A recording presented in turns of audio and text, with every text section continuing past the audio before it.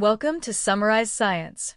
Have you ever wondered how a robot finds a specific object you ask for? Most current systems are designed for perfectly static, unchanging rooms where nothing ever moves. But in the real world, furniture gets rearranged and objects get shifted around all the time. This creates a huge problem.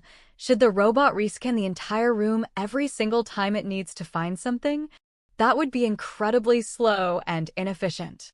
This paper, ChangingGrounding, proposes a much smarter, more human-like solution. As you can see in this top diagram, the old method forces a robot to do a full, costly search of the entire scene.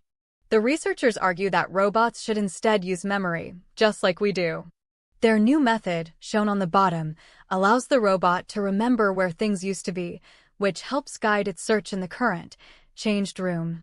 To prove their idea, they first created a new benchmark, which is like a standardized test for AI systems.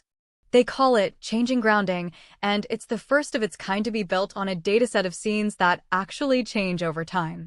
This benchmark is designed to measure two critical things: how accurately the robot finds the object and the cost of its exploration. In other words, how much did the robot have to move around to complete its task? To take this test, they also developed their own advanced system called Mem-ChangingGrounder.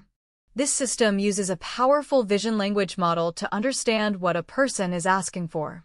It first checks its memory to get a good idea of where to start looking. If it discovers something has moved, it has a smart fallback plan to explore the area efficiently instead of just wandering aimlessly. Finally, once it finds the target, it scans it from multiple angles to get a precise 3D location.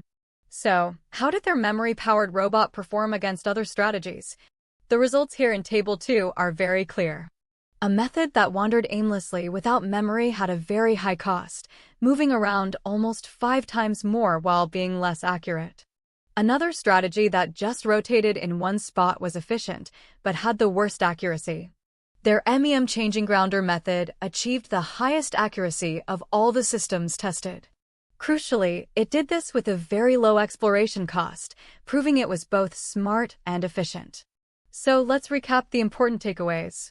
For robots to be truly useful in our world, they cannot assume everything will stay perfectly in place.